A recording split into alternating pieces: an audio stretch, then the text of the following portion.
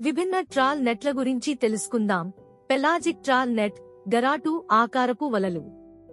Garden అంటే net. Bottom trawl net యొక్క వెనుకబడిన ముగింపు. Bottom trawl net deep sea fishing లో ఉపయోగించే పద్ధతులు. వలలు చల్లని నీటి పగడపు దెబ్బల వంటి నీటి అడుగున ఆవాసాలను దెబ్బతీస్తాయి. బీమ్ ట్రాల్స్ సముద్రగర్భం వెంట లాగబడ్డాయి.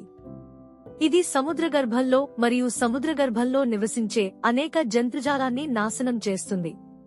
పొడవైన గీతలు, డాల్ఫిన్లు, సొరచేపలు, తాబేళ్లు మరియు సముద్ర పక్షులు హుక్స్లో చిక్కుకున్నాయి. పర్సీన్స్ పర్సీన్ చేపల పెద్ద పాఠశాలలను పట్టుకోవడంలో దాని సామర్థ్యానికి ప్రత్యేకంగా నిలుస్తుంది. పర్సీన్ అనేది మొత్తం ప్రాంతం లేదా చేపల పాఠశాల చుట్టూ మోహరించిన వలల యొక్క పెద్ద గోడ.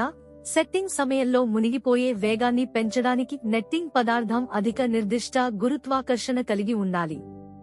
పదార్థ అవసరాలు: చేపల పెద్ద గుంపులను వెంబడించడానికి మరియు లాగడానికి బలం, ట్విస్టెడ్ నాట్లెస్ నెట్టింగ్ మరియు రాషెల్ అల్లిన వలలు వాటి తేలికైన స్వభావం కారణంగా ప్రసిద్ధ ఎంపికలు. ఈ పదార్థాలు నెట్ను త్వరగా మునిగిపోయేలా చేస్తాయి మరియు నెట్ యొక్క స్థూలతను తగ్గించి హ్యాండ్లింగ్ను సులభతరం చేస్తాయి.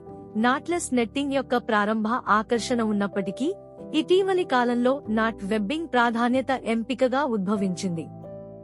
ఈ ప్రాధాన్యతను నడిపించే ఒక ముఖ్యమైన అంశం కష్టం.